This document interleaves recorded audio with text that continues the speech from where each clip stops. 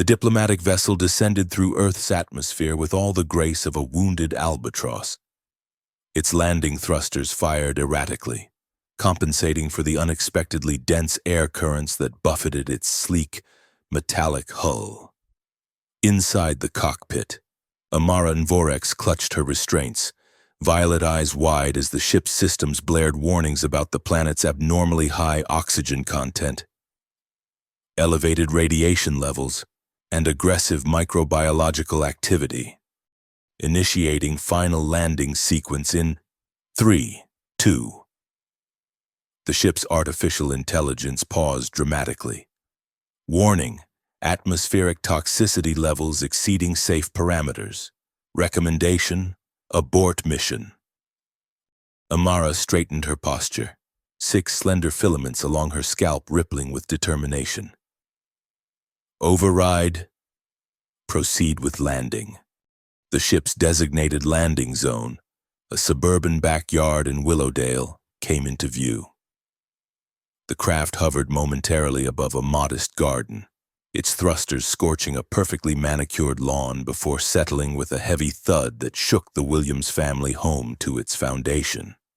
Mason Williams dropped his morning coffee, the mug shattering against the kitchen floor. His wife, Mia, abandoned her breakfast preparation and rushed to the window. Their 17-year-old son, Dante, nearly fell out of his chair. "They're here," Mason whispered, a mixture of excitement and apprehension in his voice. As the chief engineer behind Earth's atmospheric detoxification systems, he had been selected to host the first-ever Valassian exchange student, a milestone in interstellar diplomatic relations. Outside, the ship's exterior hatch slid open with a pneumatic hiss. A cloud of purified air billowed outward as Amara emerged, encased in what appeared to be a form-fitting environmental suit. Her tall, slender frame moved with deliberate caution as she descended the ramp, scanning devices clutched in both hands. The Williams family ventured outside, maintaining the recommended 5-meter distance as instructed by the Interplanetary Exchange Committee. "Welcome to Earth," Mason called out, waving awkwardly. "I'm Mason Williams. This is my wife, Mia, and our son, Dante." Amara's scanners whirred as she pointed them toward the family, then at the ground, the air, and even a nearby apple tree. After several tense moments, she reached up and retracted her helmet, revealing an almost human face with striking violet eyes, prominent cheekbones, and those peculiar filaments where hair would be on a human. "Greetings, Williams family unit," she replied, her voice melodious but with an unmistakable mechanical cadence from her translator. "I am Amara Nvorex, 3rd cycle student from the Central Academy of Valassia." She paused, consulting one of her devices. "Your atmosphere contains 14 known carcinogens, 23 allergens, and sufficient radiation to cause cellular damage over prolonged exposure." She looked up, her expression neutral. "Fascinating. You survive here." Dante, who had remained frozen in place, finally found his voice. Welcome to Willowdale?" It came out as a question rather than a greeting. Amara approached a puddle left by yesterday's rain, knelt beside it, and dipped a sensor into the water. Acid content reduced by 42% compared to historical records. Your atmospheric restoration efforts appear partially successful. Dr. Williams.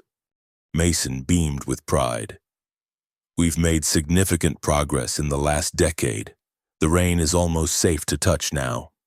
Almost. Amara's filaments rippled in what they would later learn was the Valassian equivalent of raised eyebrows. "Figure of speech," Mia interjected with a warm smile. She stepped forward, extending her hand in greeting. "I'm a biologist.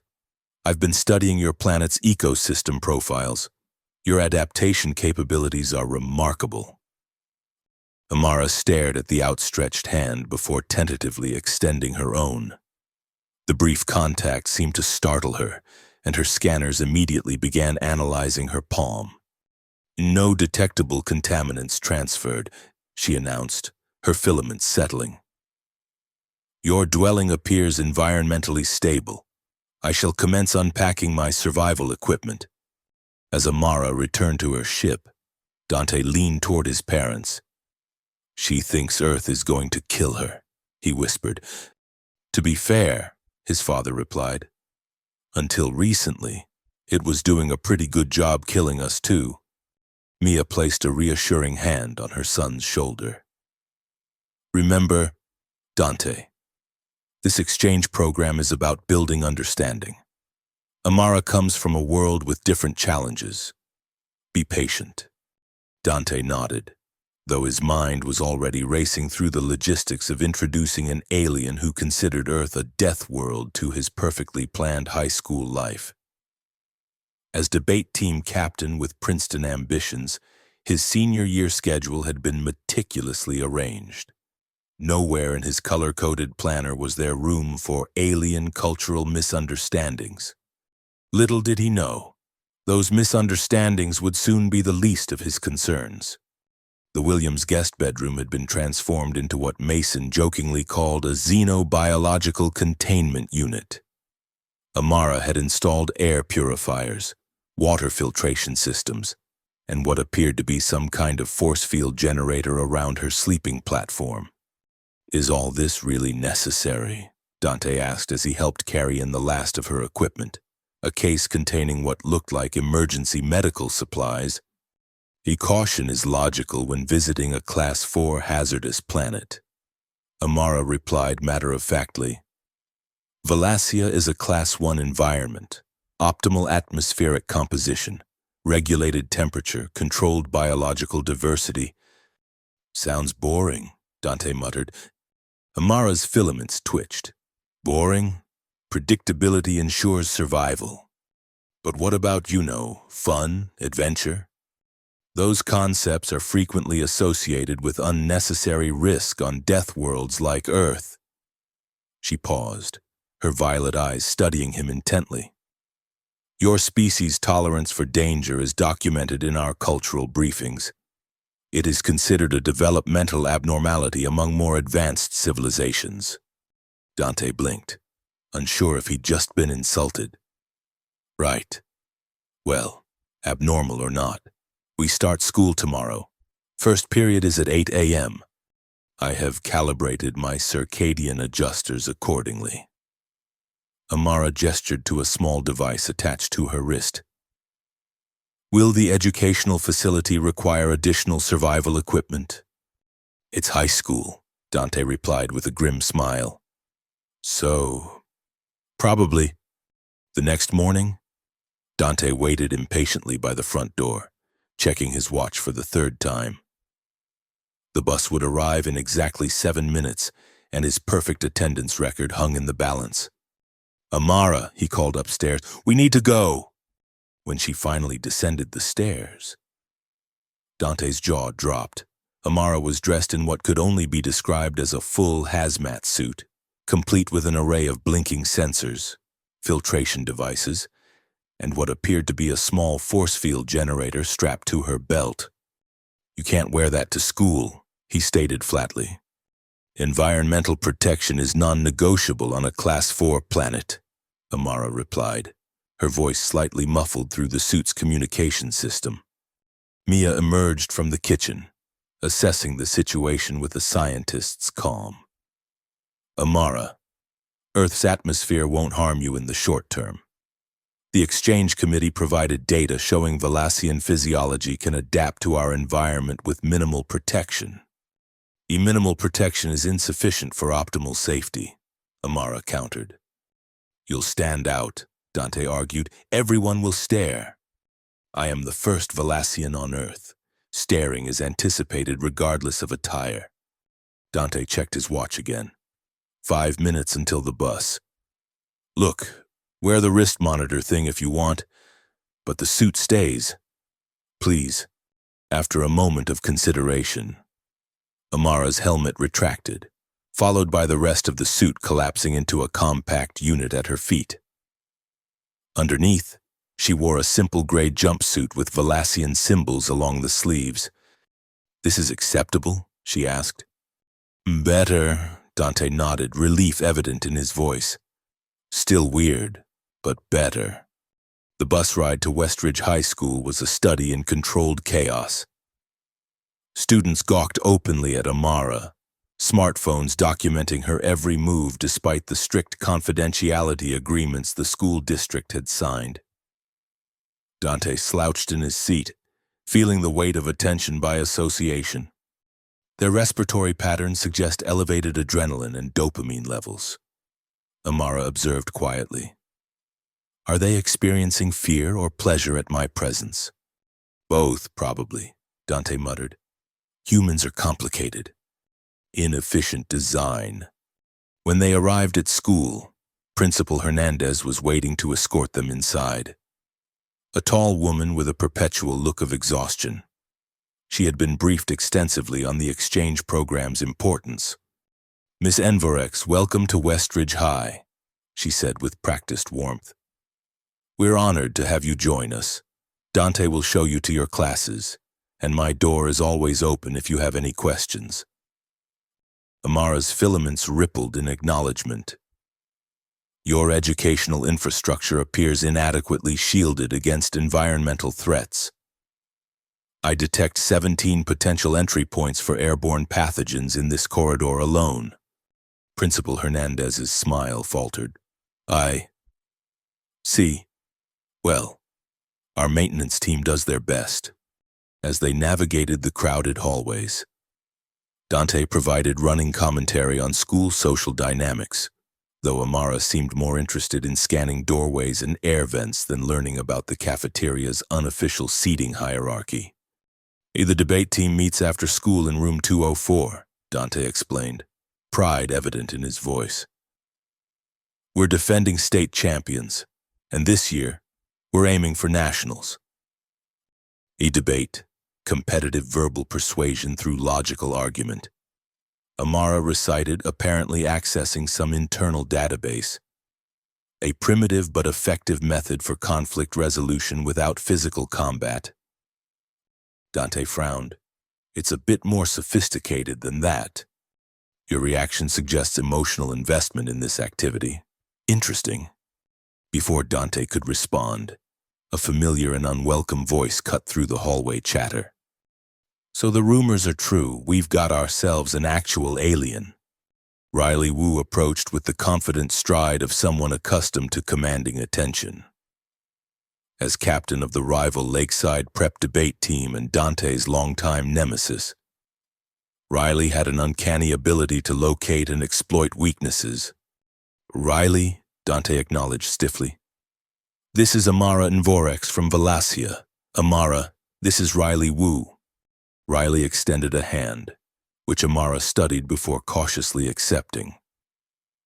"Fascinating to meet you. Amara, I've been selected as the Cultural Exchange Liaison for Lakeside Prep. I'll be documenting the integration of extraterrestrial students into Earth's educational systems." "There are no other extraterrestrial students," Dante pointed out. "Yet," Riley replied with a smirk. "This is just the beginning, isn't it?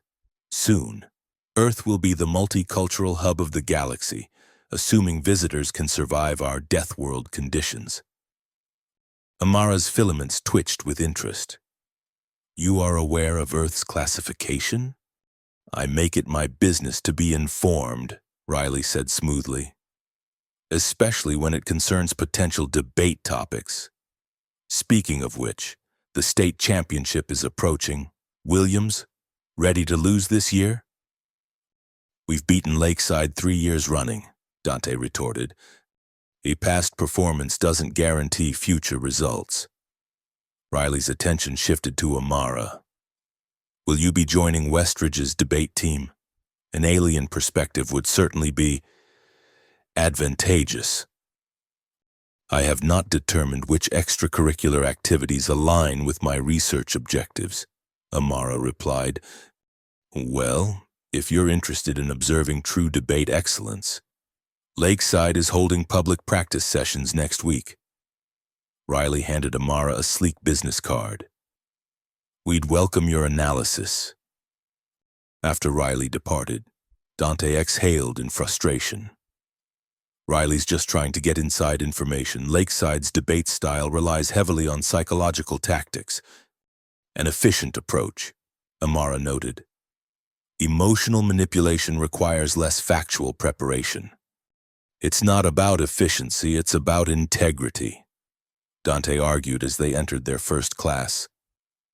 Debate should be a search for truth through reasoned argument, not just a game to win at any cost. Amara's filaments rippled in what might have been confusion. Truth is objective.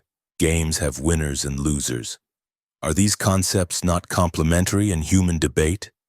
Before Dante could respond, the teacher called the class to order, and 27 pairs of curious human eyes focused intently on the alien in their midst. The first week of school established a precarious routine. Amara gradually reduced her more obvious survival equipment but continued to scan everything from drinking fountain water to cafeteria food. Dante found himself serving as a cultural interpreter, explaining concepts that humans took for granted but that baffled his Valassian houseguest. So these jokes deliberately manipulate logical expectations to create cognitive dissonance, which triggers an involuntary respiratory response, Amara asked one evening as they completed homework in the living room. "When you put it that way, humor sounds like a disease," Dante replied, looking up from his history assignment. "Many human behaviors resemble pathologies from a Valassian perspective," Amara said matter-of-factly. "Your emotional responses, for instance, often override rational decision-making." Dante set down his tablet. "Our emotions aren't a defect, Amara. They're part of what makes us human. A developmental adaptation to your harsh environment, perhaps," she suggested. "Rapid response mechanisms when analytical processing would be too slow." "So you're saying Valassians don't have emotions?" Amara's filaments rippled in a complex pattern. "We experience states that might be analogous, but they are regulated by our frontal cortex extensions." She gestured to her filaments. "We do not allow these states to influence logical processes." "Sounds lonely," Dante murmured. "Loneliness is a human concept rooted in social dependency," Amara countered. "Valassians value self-sufficiency." Their philosophical discussion was interrupted by Mason bursting into the living room, his hair wild from hours in his home laboratory. "A breakthrough," he announced, brandishing what looked like a modified smartphone. "I've adapted my atmospheric purification technology to a portable scale. This device can create a bubble of perfectly balanced air around the user." Mia appeared behind him, her expression cautious. "Mason, did you test it this time?" "Of course." He activated the device, in which emitted a soft blue glow. "Observe." The glow intensified, followed by an alarming sequence of beeps and a small but impressive explosion that left Mason's eyebrows singed and the device in pieces. "Minor calibration issue," he muttered, patting out a smoldering spot on his shirt.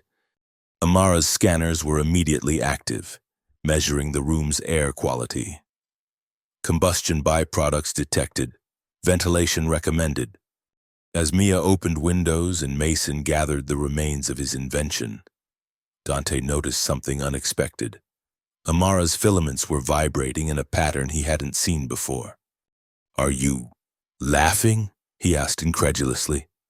The filaments immediately stilled. "Negative. I was calculating the probability of successful recalibration based on observed failure patterns." But Dante was certain he'd glimpsed something beyond calculation in those violet eyes, a spark of genuine amusement. The next day at school, Amara attended her first debate team meeting. Dante had finally convinced her that joining would provide valuable insight into human conflict resolution strategies. "A team. This is Amara and Vorex." Dante introduced her to the 8 other members. "She's interested in learning about debate." The team's reaction was mixed. curiosity tempered with competitive wariness. Westridge's debate dynasty had been built on tight-knit teamwork, and an alien wildcard wasn't in anyone's strategic playbook. "Can she even compete?" asked Zoe, the team's research specialist. "The rules don't explicitly forbid extraterrestrial participants, but—" "I will observe today," Amara stated. "Competition eligibility is secondary to understanding the process." The team was preparing for the state championship preliminary rounds, analyzing the announced topic. Resolved, emotional intelligence should be weighted equally with academic achievement in educational assessment. "Perfect topic for you, Amara," Dante said. "You were just sharing the Valassian perspective on emotions last night." "The Valassian perspective?" Zoe leaned forward, interested. "Emotions are considered inefficient processing errors in my culture," Amara explained. "They are developmental adaptations suitable for primitive survival environments but unnecessary in advanced civilizations." The room fell silent as the human teenagers processed this statement. "So, you don't have feelings?" asked Marcus, a sophomore member. "I have sensory processing and response mechanisms," Amara replied. "They are regulated rather than autonomous." "That's kind of sad," Zoe commented. Amara's filaments twitched. "Sadness is an emotional response to perceived loss. There is no loss in optimization." "Let's channel this into our debate preparation," Dante suggested, recognizing the potential for cultural misunderstanding. "Amara's perspective gives us a unique angle on the opposition's likely arguments."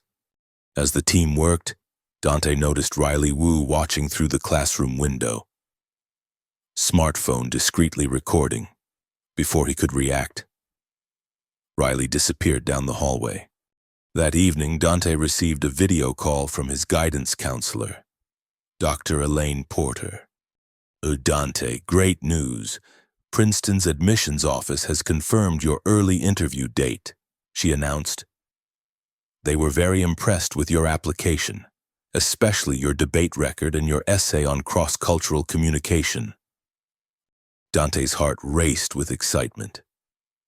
Princeton had been his dream since freshman year, the perfect launching pad for his planned law career. "That's amazing. When's the interview?" "October 15th, on campus. They're flying in candidates from across the country that weekend." Dante's excitement faltered. "October 15th? That's the same day as the state debate championship." Dr. Porter's expression turned sympathetic. "Oh dear, that is a conflict. Can we reschedule the interview?" "These slots are assigned months in advance, Dante. Requesting a change might send the wrong message about your commitment." After ending the call, Dante sat in stunned silence.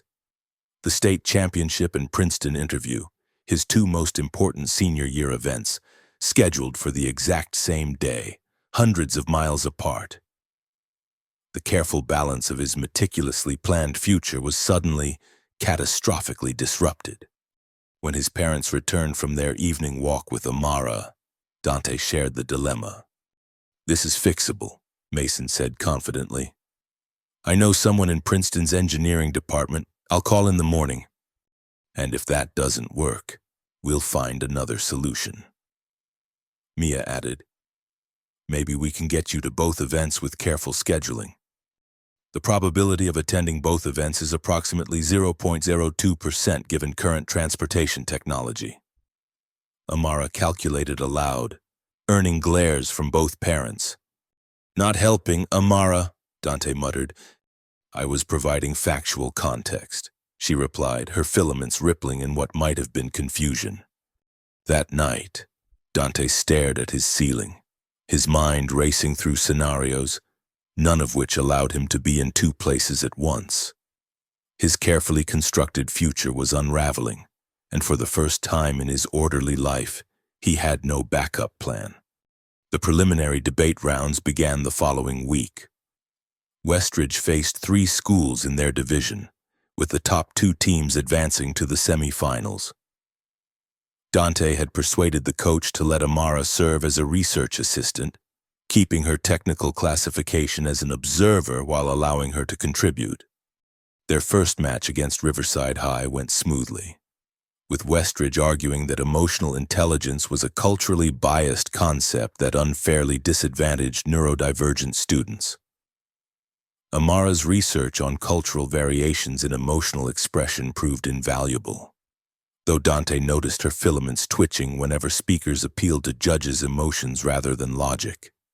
The second preliminary against Jefferson Academy was more challenging. Jefferson's team cited recent neurological studies linking emotional processing to enhanced decision-making. During preparation, Amara provided unexpected insight. Their premise contains a logical fallacy. She noted, "The studies examine correlation between emotional processing and decision quality, not causation. Alternative explanations exist." "Such as?" Dante asked. "Individuals with effective decision-making algorithms may develop more sophisticated emotional processing as a byproduct, not a driver." This insight became the cornerstone of Westridge's rebuttal, securing them a narrow victory. Their final preliminary against Greenwood Technical was a comfortable win, placing Westridge as the top seed in their division. The semifinals would pit them against Lakeside Prep, Riley's team. "We need to be prepared for anything," Dante warned his team. "Riley doesn't just want to win, they want to beat us specifically. Your relationship with this competitor appears personal rather than professional." Amara observed. "It's complicated," Dante admitted. "We used to be friends in middle school before Riley transferred to Lakeside. Things got competitive, then nasty. The human social dynamics are unnecessarily complex," Amara stated. "He says the alien whose hair changes color with her mood," Zoe teased. "My filaments are sensory organs, not hair," Amara corrected. "And their movements reflect processing activity, not mood. They were definitely doing something when Mason's invention exploded," Dante pointed out with a smirk.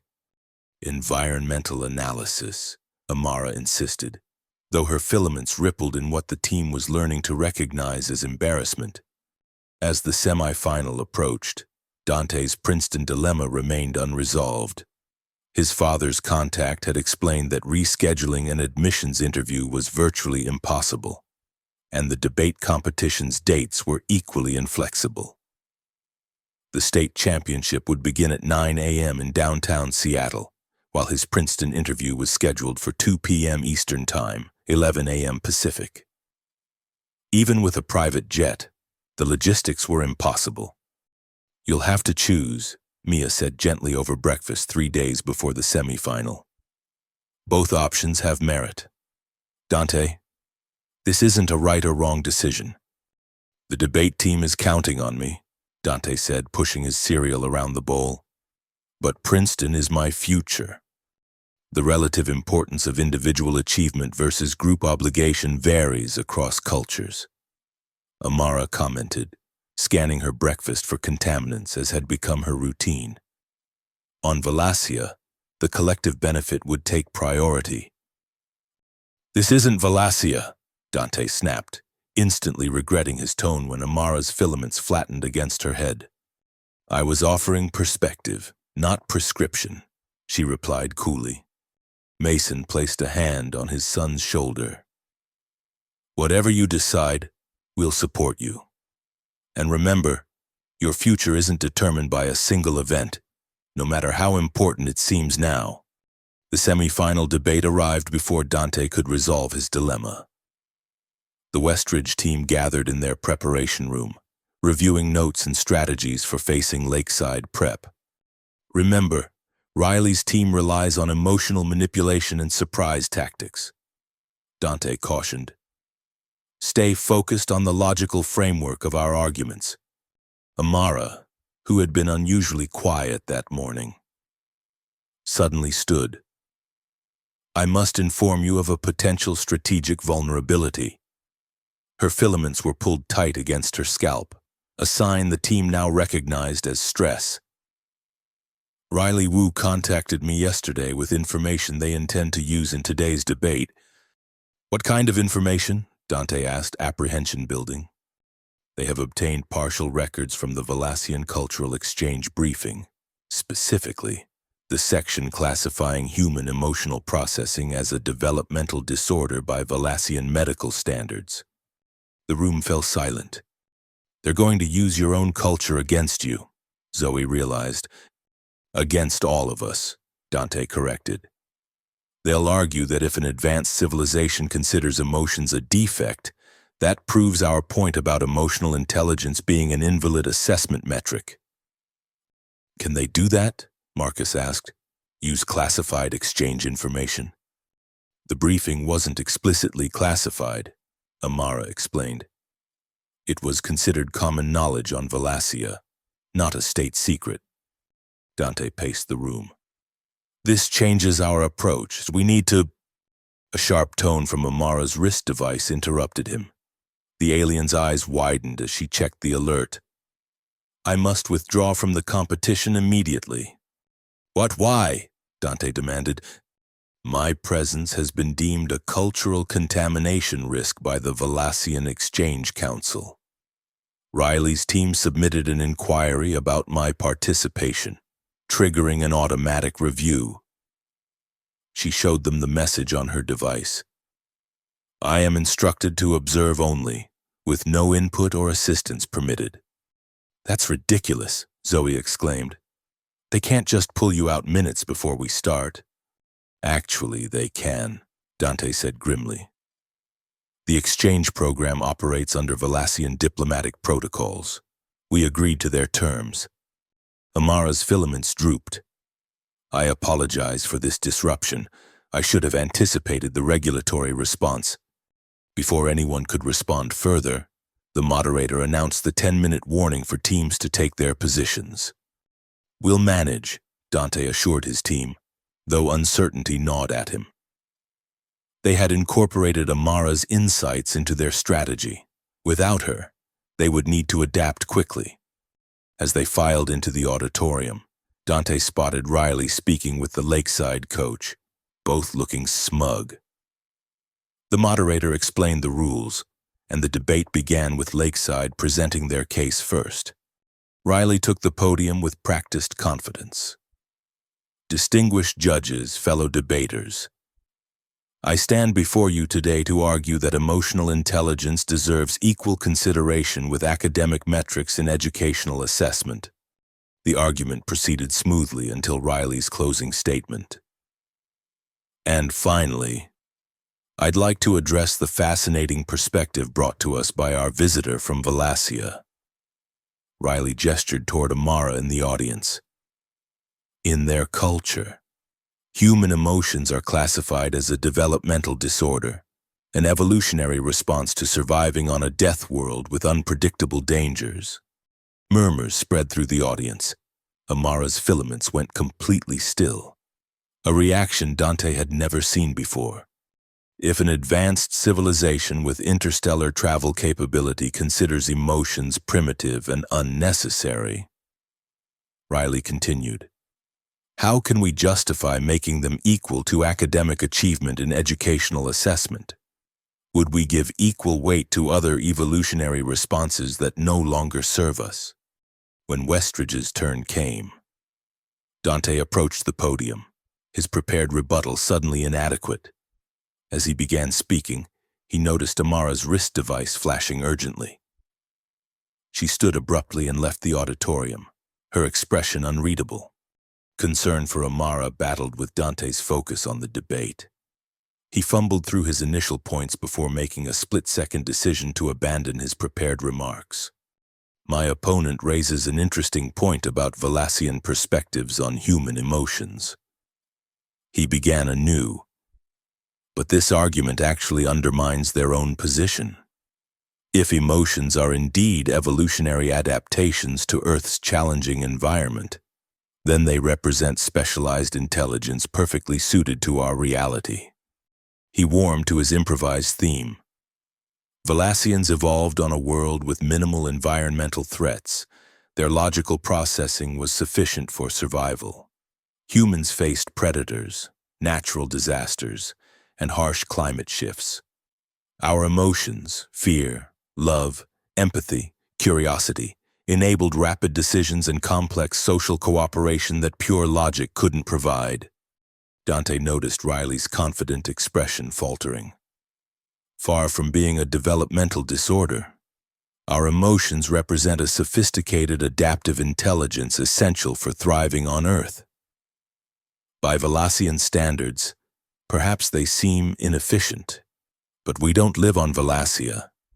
We live here, where emotional intelligence isn't just useful, it's necessary. He concluded with unexpected passion. Measuring students solely by academic metrics ignores the very adaptations that made human civilization possible. If education prepares us for life, it must acknowledge all forms of intelligence that life demands. When the judges awarded Westridge a narrow victory, advancing them to the state finals, Dante felt only hollow satisfaction. Throughout his rebuttal, Amara's empty seat had been a silent accusation.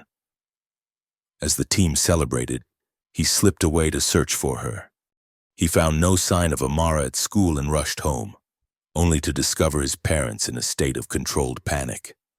"She's gone," Mia explained, her biologist's composure barely masking her worry.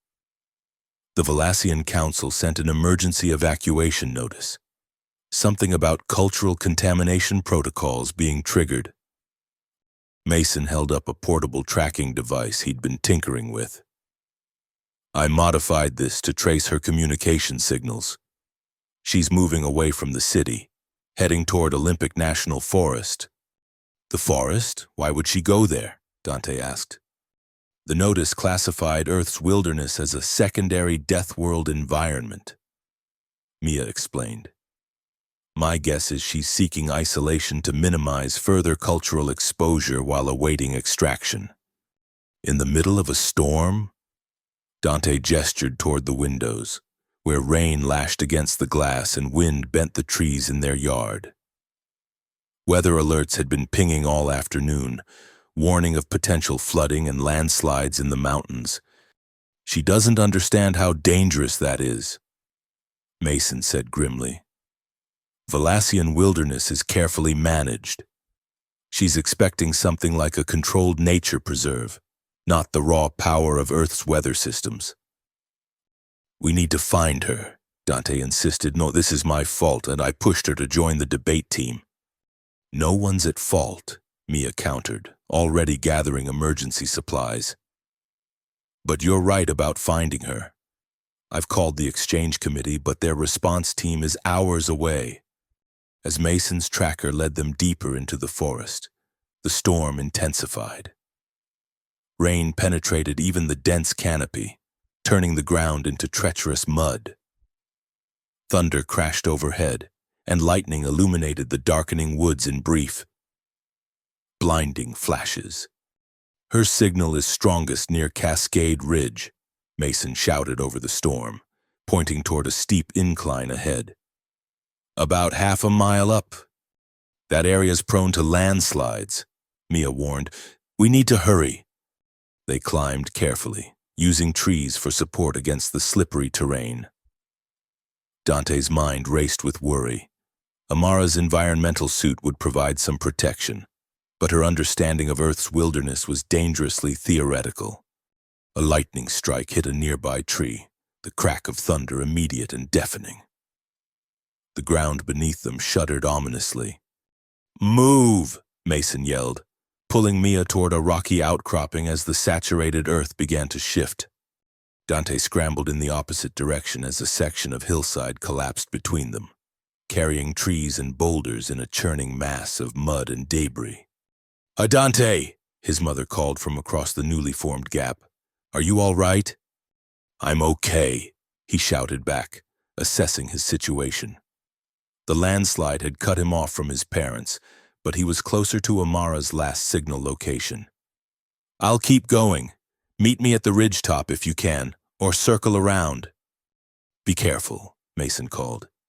The tracker shows she's not moving anymore, about a quarter mile ahead of you. Dante pushed forward, fighting against wind and rain.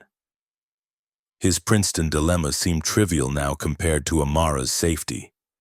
How had everything spiraled so quickly from routine school problems to life-threatening danger? He spotted a metallic glint through the trees and rushed forward, only to have the ground disappear beneath him.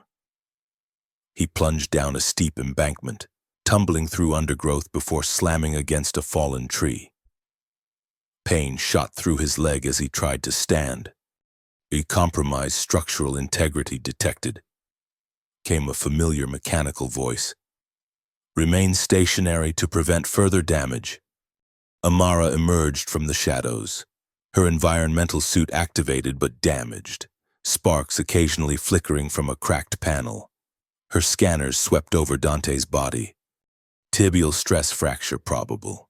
Soft tissue contusions throughout lower extremities. You require medical attention. I came to find you. Dante gasped through the pain. Everyone's worried. An irrational response to a routine cultural containment procedure, Amara stated, though her filaments betrayed agitation. I am awaiting extraction. In a landslide zone during a thunderstorm, that's not routine. Amara, it's dangerous, even for a Valassian. As if confirming his assessment, the ground rumbled again. Amara's scanners beeped urgently. Terrain destabilization imminent. We must relocate. She helped Dante to his feet, supporting his weight as they hobbled toward a rocky overhang that offered some shelter from the worsening storm. Once inside, Amara removed a medical device from her suit and began treating Dante's injuries. Your bone requires stabilization, she explained, applying what felt like a cooling gel to his leg. It hardened quickly into a flexible cast. This will prevent further damage until proper medical care is available. Thanks. Dante winced as the pain subsided to a dull throb. Why did you run away? The council only said you couldn't participate in the debate. Amara's filaments rippled in complex patterns. The notification contained additional directives. My emotional regulation implants recorded dangerous fluctuations during my time on Earth. I am being recalled for evaluation and potential neural recalibration. Neural recalibration? That sounds serious. It is standard procedure when Valassians show signs of emotional dysregulation. Her voice remained clinical, but her filaments betrayed distress. Your debate performance was monitored remotely. Your defense of emotions as adaptive rather than defective was compelling. You heard that? Dante asked, surprised. Yes, it contradicted my educational programming but aligned with my observational data. She hesitated. I have been experiencing processing anomalies since arriving on Earth. You mean feelings? Unregulated responses to stimuli. When your father's device exploded, I experienced an involuntary reaction similar to your laughter. During the debate, I felt disappointment at being excluded, and when Riley revealed the Valassian classification of human emotions, I experienced what you might call shame. Lightning illuminated the cave entrance, followed immediately by thunder that shook loose stones from above. Amara's scanners wailed in alarm. The storm is directly overhead, she reported. Communication with the extraction team is compromised. My parents are still out there looking for you, Dante said, attempting to stand despite the pain. We need to signal them somehow. Your mobility is restricted, Amara objected. Remaining in shelter is the logical course of action. Logic isn't everything, Amara. Sometimes you have to take risks for the people you care about. Amara's filaments stilled suddenly. Care. An emotional attachment that motivates protective behavior toward others, often at personal cost. She seemed to be processing a revelation. Is this why humans perform actions that appear irrational by survival metrics? Exactly. We don't just survive, we live for each other. Another rumble shook the cave, this one lasting longer. Dirt and small rocks showered down from the ceiling. Structural integrity compromised, Amara announced, her scanners sweeping the cave. This shelter will collapse within minutes. Then we need to move. Dante struggled to his feet, leaning heavily on the cave wall. Amara's filaments rippled with determination. I have a hypothesis. The emotional adaptations humans evolved for Earth's harsh conditions. They may be beneficial for non-humans in similar environments. What are you saying? I am saying that perhaps emotions are not defects but specialized survival tools for Deathworlds like Earth. She adjusted her damaged suit. I will test this hypothesis by using emotional responses rather than logical protocols to navigate this crisis. Before Dante could respond, she activated her suit's emergency beacon, a pulsing light visible even through the storm. This will draw attention to our location. It is against protocol during cultural containment but aligns with the emotional priority of ensuring safety. They made their way carefully out of the collapsing cave, Amara supporting Dante as they moved toward higher ground. The beacon cut through the rain and mist, a vibrant alien blue against Earth's natural grays and greens. Amara, Dante! Mason's voice carried faintly through the storm. Here, they called in unison. Minutes later, Mason and Mia appeared through the trees, relief evident on their rain-soaked faces. The family reunion was brief but emotional, with Mia checking Dante's injury while Mason examined Amara's damaged suit. The extraction team is grounded due to the storm, Mason explained. They've authorized us to return you to our home until conditions improve. My containment protocols, Amara began, have been temporarily suspended due to the emergency. Mia finished. Dr. Valerian from the Exchange Committee is meeting us at the house. As they carefully made their way back to the forest's edge where emergency services waited, Amara remained unusually quiet, her filaments pulsing in complex patterns that suggested intense internal processing. Back at the Williams home, Dr. Valerian, a stern human diplomat who served as Earth's liaison to Valacia, examined Amara's suit data while a medical team treated Dante's leg. The Valacian Council is most displeased, Valerian informed them. The exchange program was experimental with strict protocols to prevent cultural contamination. With respect, Doctor, Mia interjected, the term contamination implies damage. What evidence suggests Amara has been harmed by her experiences here? Her neural readings show significant deviation from Valacian norms, Valerian replied. Emotional regulation implants recording spikes well beyond acceptable parameters. Perhaps those parameters are unnecessarily restrictive, Mason suggested. Adaptation often requires temporary discomfort. Amara, who had been silent during this discussion, suddenly stepped forward. I wish to present a hypothesis to the Council before neural recalibration is considered. Dr. Valerian raised an eyebrow. What hypothesis? The emotional adaptation hypothesis, Amara stated, her filaments rippling with conviction. I propose that what Valacian medical doctrine classifies as emotional dysregulation is actually an adaptive response to high-threat environments like Earth. That contradicts established Valacian neurological principles, Valerian pointed out. Yes, Amara agreed. But it is supported by observational evidence. Humans with their emotional processing intact have survived and thrived on a Class 4 death world. My own emotional responses during today's crisis enabled faster decision-making and prioritization than logical protocols would have allowed. A single anecdotal experience doesn't constitute scientific evidence, Valerian countered. Then permit me to gather more data, Amara requested. Allow me to complete the exchange program with modified monitoring rather than immediate recall. Dante, who had been listening from the couch where his leg was being treated, spoke up. Dr. Valerian, Amara isn't being contaminated by Earth. She's adapting to it. Isn't that the whole point of the exchange? To learn how different species adapt to different environments?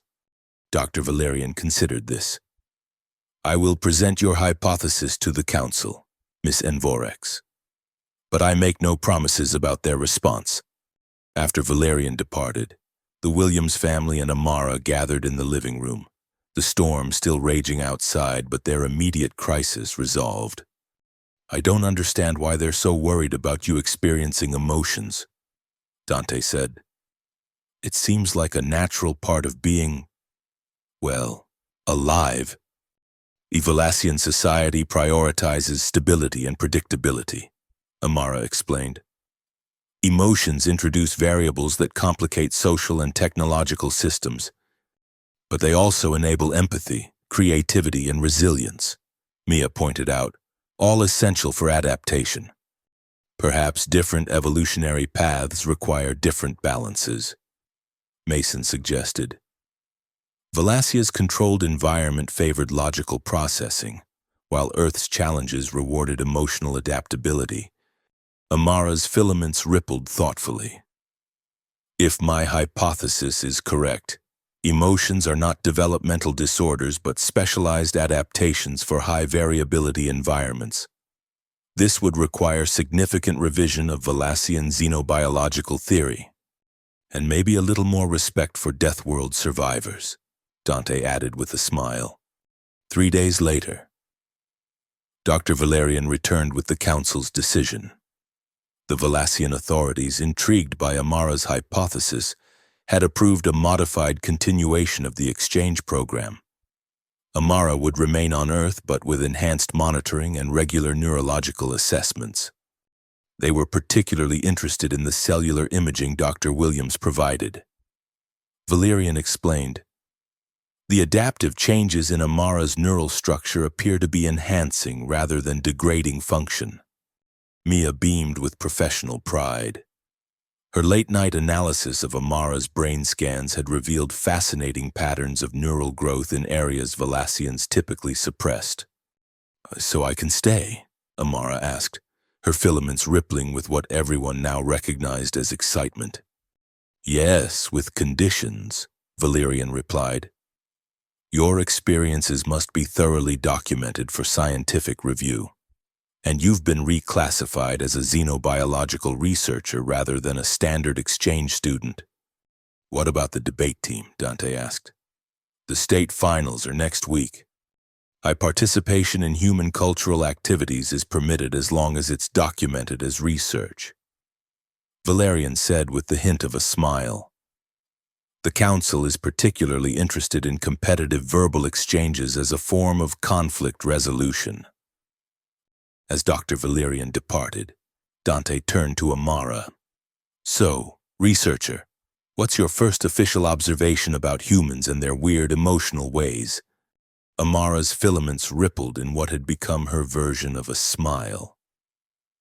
That Princeton and debate competitions both represent arbitrary achievement metrics that pale in comparison to the evolutionary advantages of friendship and family bonds in crisis situations. Dante blinked in surprise. That's actually profound. I have been analyzing your dilemma, Amara continued. The logical solution is to attend your Princeton interview, as it aligns with your long-term objectives. However, I find myself experiencing a preference for your participation in the debate finals. Is that your emotional adaptation talking? Dante teased. Perhaps. Her filaments twitched. I have observed that human decision-making often incorporates both logical and emotional factors. The optimal choice may be one that satisfies both. That evening, Dante made a decision. He contacted Princeton's admissions office and explained his situation honestly. To his surprise, they offered a video interview option for the morning before the debate finals. an accommodation rarely granted but approved given the unique circumstances. "I still can't believe they agreed," he told his parents over dinner. The admissions counselor said they were impressed by my commitment to both individual goals and team obligations. "A balanced approach," Amara noted approvingly. "Incorporating both Valassian and Earth values, the state debate finals arrived with less drama than the semifinals." Westridge faced Central Academy, a formidable opponent with a logical, evidence-based style. Amara, now officially serving as a research assistant, provided valuable insights during preparation. Their argument structure reveals a vulnerability, she pointed out, analyzing Central's previous debates. "They prioritize statistical evidence over contextual application, so we counter with real-world examples that their statistics don't account for." Dante realized. The strategy proved effective. Westridge secured a convincing victory, earning their 4th consecutive state championship. As the team celebrated, Riley Wu approached Dante and Amara. "Congratulations," Riley said with surprising sincerity. "That was impressive adaptation after the semi-final curveball." "Thanks," Dante replied cautiously. "I may have overstepped by accessing the Valassian briefing materials," Riley admitted. "My competitive drive sometimes overrides my ethical judgment. An emotional override of logical processes," Amara observed. "Fascinating."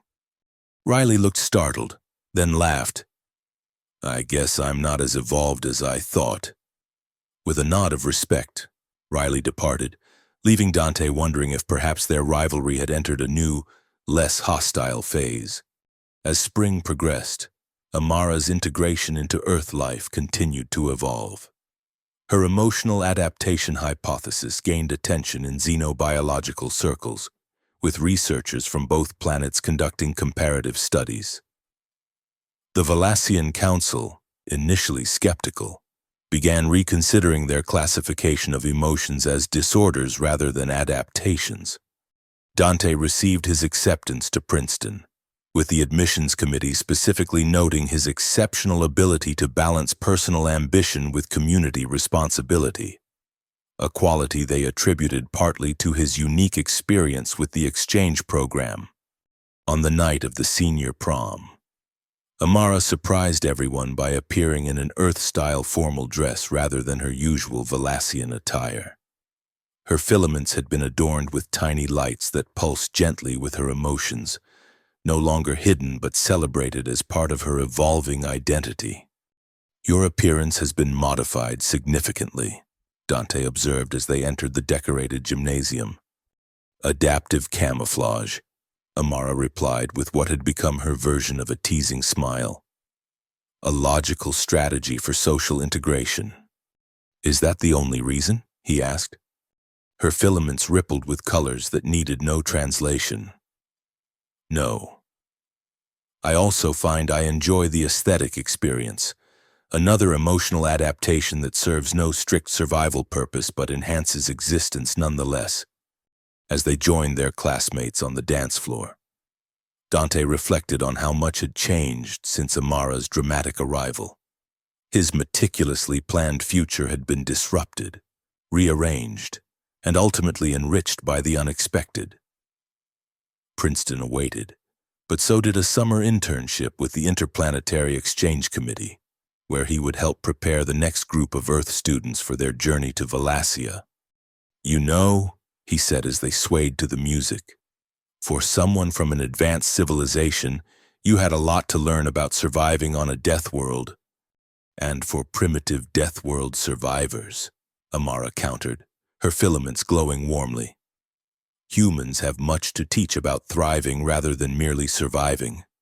Around them, teenagers laughed, danced, and experienced the full spectrum of emotions that had carried humanity through ice ages, plagues, wars, and environmental disasters, the very adaptations that had transformed a hostile planet into a home worth protecting and sharing with visitors from the stars. In the gymnasium's soft lighting, human and alien moved together, two different evolutionary paths converging in a moment that needed no logical justification, only the simple, profound recognition that difference was not defect but strength, and adaptation was not compromise but growth.